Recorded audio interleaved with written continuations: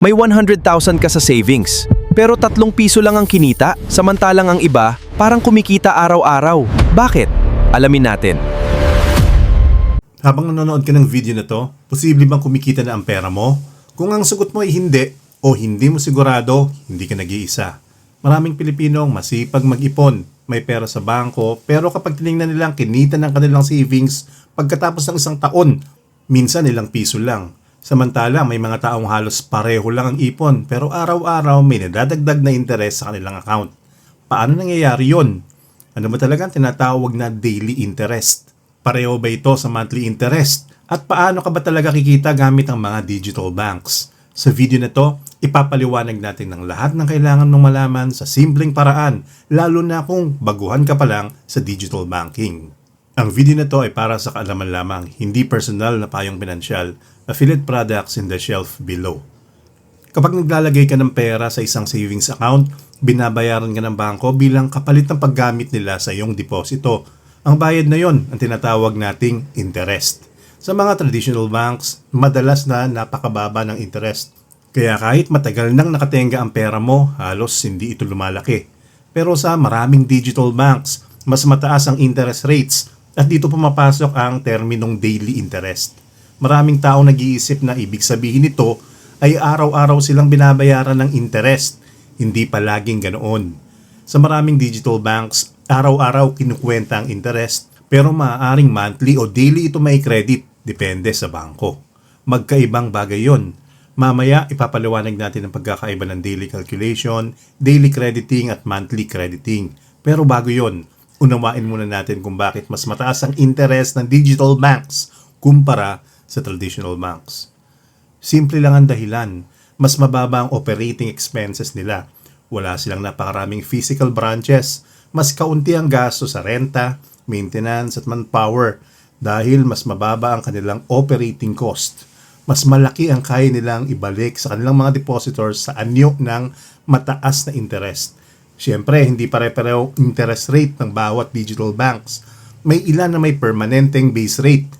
May ilan naman nag-aalok ng mas mataas na promotional rates kung matutugunan mo ang ilang requirements. Kaya hindi sapat na makita lang ang malaking numerong nakasulat sa advertisements. Kailangan mo ring maintindihan kung paano talaga ito gumagana. Ngayon naman, pag-usapan natin kung paano kumikita ang pera mo. Sabihin natin meron kang 100,000 pesos sa isang digital banks na nagbibigay ng 5% interest kada taon. Hindi ibig sabihin nito na hihintayin mo muna ang katapusan ng taon bago kumita. Sa maraming digital banks, kinukwenta ang interest araw-araw batay sa kasalukuyang balance ng account mo. Sa madaling salita, bawat araw na nasa account mo ang pera, may maliit na bahagi ng annual interest ang kinakalkula. Kaya kung mas matagal na hindi mo ginagalaw ang pera, mas marami kang araw na kumikita ng interest. Pero may isa pang mas mahalagang konsepto. At ito ang dahilan kung bakit maraming investors ang gustong-gusto ang long-term savings. Ang tawag dito ay compounding.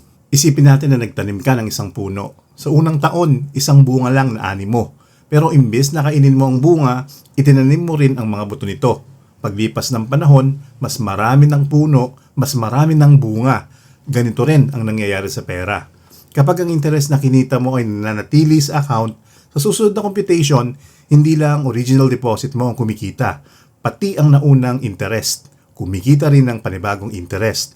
Kaya nga madalas sabihin ng mga financial experts, hindi lang pera ang nagtatrabaho para sa iyo, pati ang kinita ng pera mo ay nagsisimula ring magtrabaho.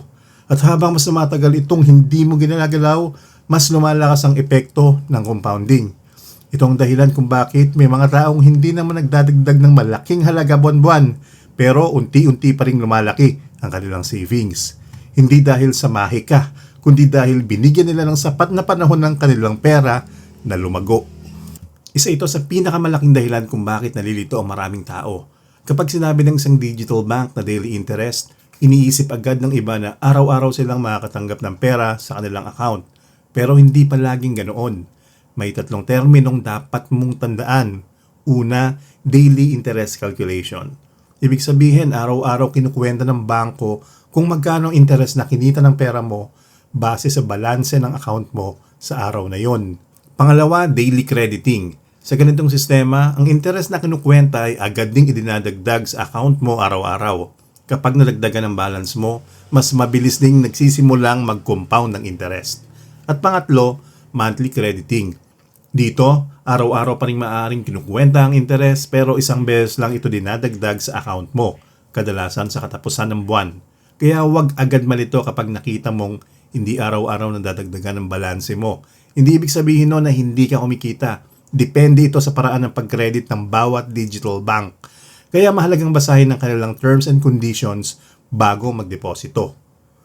Hindi lang interest rate ang dapat mong tingnan. May ilang bagay na pwedeng magpababa o magpataas ng kikitain mo. Una, ang interest rate. Mas mataas ang rate, mas mataas ang potential na interest. Pero tandaan, hindi lahat ng mataas na rate ay permanenteng rate. May ilan na promotional lamang. Pangalawa, ang maintaining balance. Kapag madalas kang mag-withdraw, bumababa ang average balance mo. Kapag mas maliit ang balanse, mas maliit din ang interest na makukwenta. Pangatlo, promotional requirements. May mga digital banks na nagbibigay ng mas mataas na interest kung magagawa mo ang ilang kondisyon. Halimbawa, regular na paggamit ng kanilang app, pagbabayad ng bills, paggamit ng debit card, o kaya ay pagpasok ng bagong deposito. Kung hindi mo matugunan ang mga requirements na ito, posibleng bumalik lang sa base rate ang kikitain mo.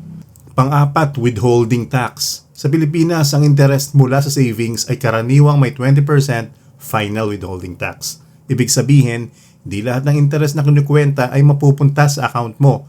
May bahagi nito na otomatikong ibinabawas bilang buwis. At panghuli, compounding frequency. Kapag mas madalas makredit ang interest sa account mo, mas maaga ring nagsisimulang kumita ang kinita mong interest. Sa kasalukuyan, may ilang digital banks sa Pilipinas na nag-aalok ng daily interest calculation o may features na may kaugnayan sa daily earnings. Kabilang dito ang Maya, Maribank, GoTime, Tonic, Ownbank, Netbank at Union Digital. Pero tandaan, hindi pare-pareho ang kanilang sistema. May iba na nakatuon sa mas mataas na promotional rates. May iba namang mas simple ang base interest. May ilan ding may limitasyon sa maximum deposit na maaaring kumita ng promo rate. Kaya bago ka magbukas ng account, wag lang tingnan ang pinakamataas na numerong nakalagay sa advertisement. Basahin din ang mechanics. Baka kailangan pala ng minimum spending o kaya ay may maximum deposit limit o limitado lang ang promo sa ilang buwan. Ang pinakamagandang digital bank ay hindi lagi may pinakamataas na advertised interest, kundi ang bangkong akma sa paraan ng paggamit mo ng pera. Ito ang mga karaniwang pagkakamali ng beginners. Una, hinahabol lang ang pinakamataas na advertised interest rate pero hindi binabasa ang requirements. Pangalawa, hindi naintindihan ang pagkakaiba ng base rate at promotional rate. Pangatlo, iniiwan ang malaking halaga sa isang account nang hindi mo na tinitingnan ang PDIC insurance coverage. Mainam na alamin pa rin ang limitasyon ng deposit insurance at planuhin ang iyong savings kung malaki na ang halaga nito. Pang-apat, laging nagwi-withdraw ng pera. Kapag madalas mong ginagalaw ang savings mo, mas maliit ang pagkakataong lumago ito. At pang-lima, iniiwan ang pera sa low interest savings account kahit may mas magandang option na akma sa kanilang pangangailangan. Ngayon alam mo na kung paano gumagana ang daily interest, mas madali mo nang maintindihan kung bakit maraming Pilipino lumilipat sa digital banks. Pero tandaan, hindi sapat na pumili lang ng bangkong may pinakamataas na interest. Mas mahalaga na maintindihan mo kung paano ito kinukwenta, ano ang mga requirements at paano mo mapapalaki ang kita ng iyong pera sa mahabang panahon. Sa mga susunod na videos, sasagutin natin ang mga ilan sa pinakamahalagang tanong tungkol sa digital banking. Alin digital bank ang may pinakamataas na tunay na interest? Safe ba maglagay ng 500,000 pesos sa digital bank? Mas maganda ba ang daily interest o time deposit? At kung meron kang 500,000 pesos, paano mo ito hatiin sa iba't ibang digital banks para mas mapalaki ang kikitain habang pinapaliit ang risk? Kung ayaw mong mamiss ang mga susunod nating gabay tungkol sa digital banks, savings at personal finance, huwag kalimutan mag-subscribe sa The Brown Investor. Maraming salamat sa panonood at magkita-kita tayo sa susunod na video.